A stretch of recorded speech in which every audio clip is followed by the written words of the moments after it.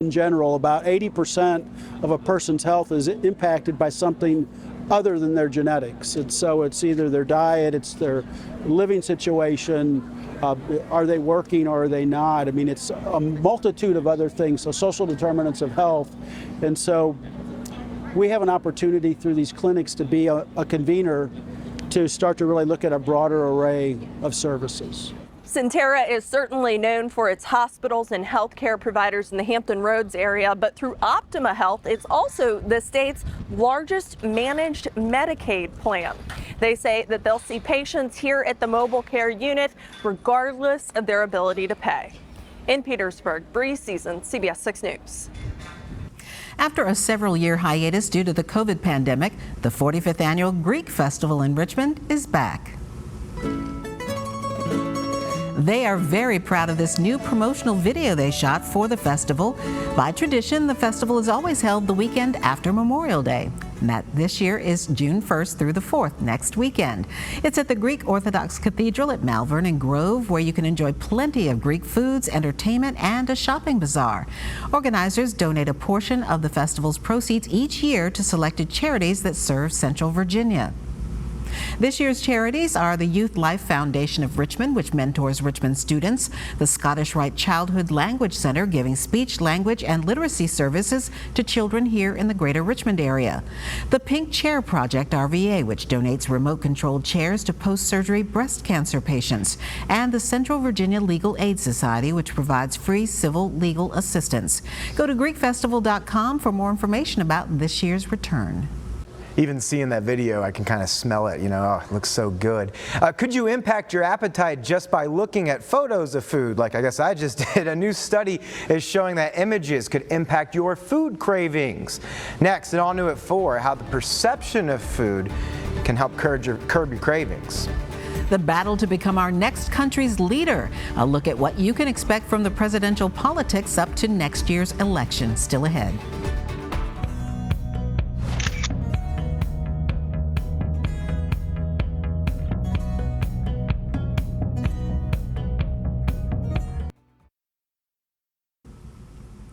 President Biden's student loan forgiveness plan is facing a new challenge from lawmakers. House Republicans and 2 Democrats voted Wednesday to block the program.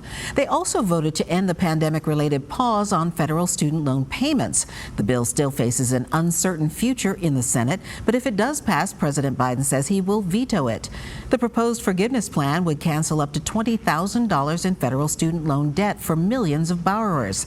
A Texas judge blocked it last year before it could take effect, and the Supreme Court is currently weighing whether it's constitutional. Donald Trump's legal team wants the Justice Department to close its probes into the former president and allow the 2024 presidential campaign season to continue, quote, without interference.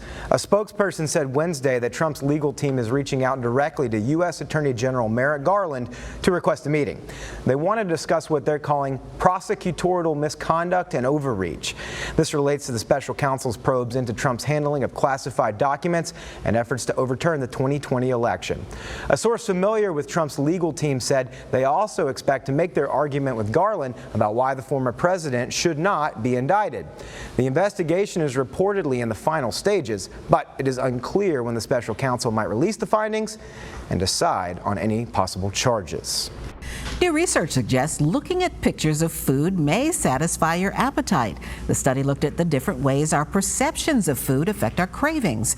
In one experiment, participants looked at an online photo of orange M&M candies. People who saw the image 30 times had less desire to eat the candy compared to those who viewed it just 3 times. Researchers say these findings show that looking at the same image of food multiple times can curb your cravings and maybe potentially lead to weight loss. That picture just wanted me to have M&Ms, Zach. A handful. Yeah. A jar full. So I don't know what the research says, but this guy right here needs some M&Ms right about now.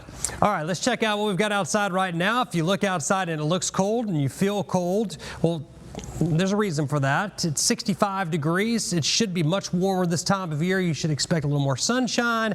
And it's just been one of those cool days. It's been that kind of month. It's been that kind of spring. It's been relatively mild. We just haven't busted into the 90s yet. We haven't had that humidity around. It's coming. You know it's coming. You can't keep it back here in Central Virginia. So days like today are to be enjoyed. Don't complain that it's a little bit cool out there. Northeast wind at 9 miles per hour. And looking at other temperatures out there, most of them are in the 60s. We have some 70s up north, and those 70s are in the sunshine. So it is sunny up to our north, and this is much cooler than this time yesterday. In fact, it's 13 degrees cooler than this time yesterday in Richmond. Our current temperature is 10 degrees cooler in Tappahannock as well as Ashland. Every location here on the map is cooler by a good bit than this time yesterday. Okay, here's the cloud cover. We're looking at visible imagery. So the black is clear, so it's sunny in Fredericksburg and Charlottesville. It's sunny now, mostly sunny in Tappahannock, out toward Kilmarnock, a lot of sunshine there. Still some clouds in Richmond, but seeing more peaks of sunshine, and the cloud cover is pretty thick down across southern Virginia. Looking across the region, it is very quiet, not much going on. This area of high pressure centered over the Great Lakes is really strong, so it's keeping our weather cooler than normal and also dry as well. Down to our south across southern Florida is the area of low pressure that's going to be the predominant weather feature heading into the weekend. It's going to be heading north, and in tandem with that high pressure center, it's going to keep that low over the southeast. Typically it'd move out, but with that low moving into the area of high pressure, the high pressure is going to kind of act as a block and keep it there. So it's a blocking pattern, and it's going to keep a lot of rainfall across the Carolinas and some into Virginia as well. Lows tonight are going to be in the 40s, mid to upper 40s for most of us, so a cool start to your Friday. And by afternoon, looks good. High temperatures in the low 70s, some 60s right along the bay and the beaches. But it should be a dry day in all areas. We'll have partly cloudy skies, turning mostly cloudy by late afternoon.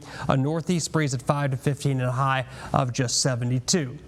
All right, so here we go. Rest of tonight, just a couple clouds around.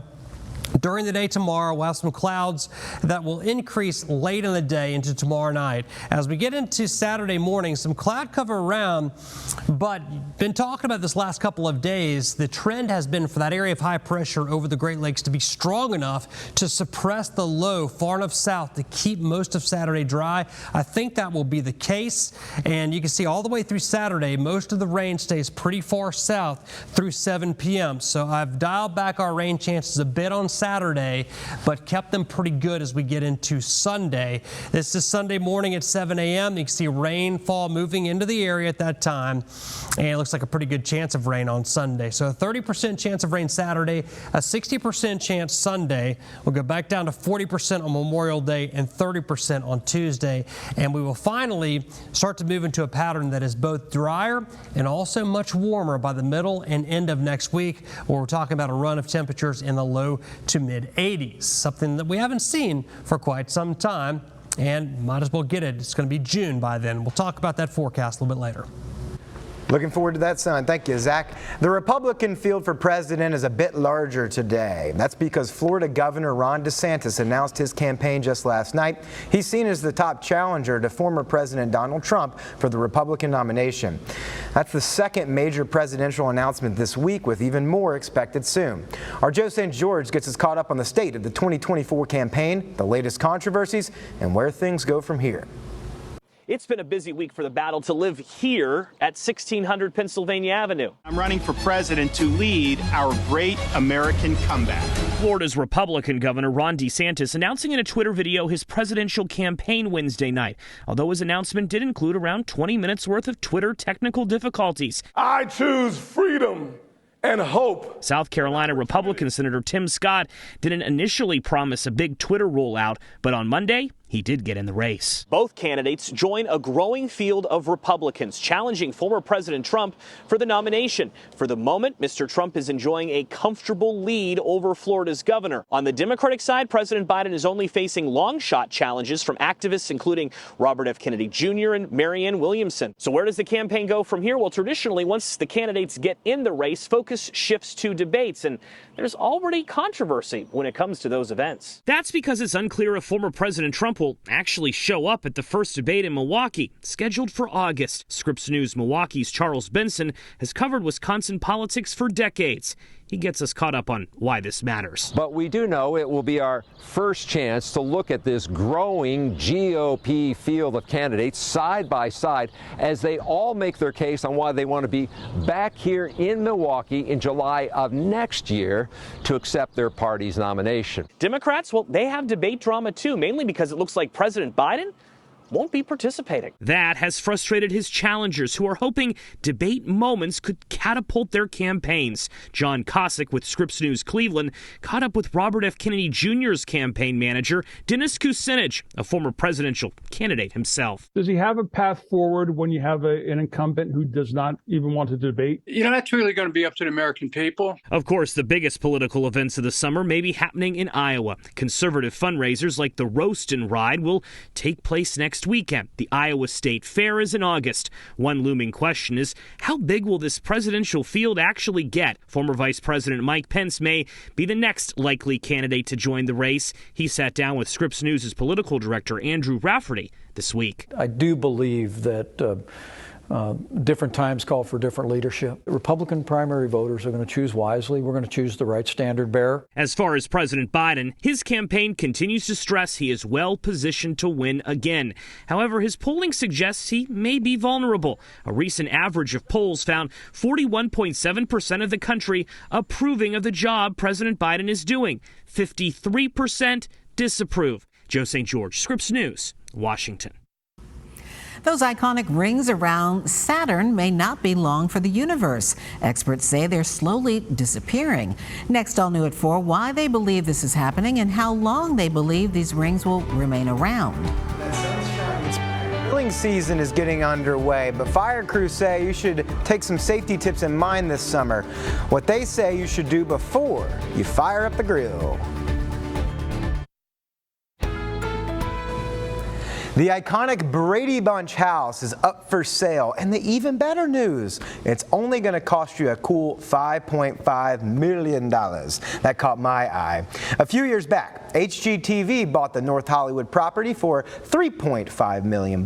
Then they renovated it on the show A Very Brady Renovation. The house needed it because back in the 70s, producers only used the exterior shots for the show. The inside never looked like the soundstage where the Brady Bunch was actually shot. Well, $2 million later after that renovation, and boom, it's a spitting image, complete with a Jack and Jill bathroom shared by 2 bedrooms, where of course you can cram 6 kids into, and all kinds of hijinks will then ensue, of course. You know, that Jack and Jill bathroom was my least favorite accoutrement of that house. You know, it's like the boys were in there, the girls were in there. It's like you never get the meet space in the to middle. Yourself. Yeah, I know, absolutely. We have one at my house right now, and trust me, it's not that fun, especially for you adults. have to have special rules. Yeah, you do. Yeah, you got to like very clearly define things. So we make it through, though. Well, I'm sure someone will buy the house for whatever the price they want. Oh gosh, yeah, I guess. Yeah. Well,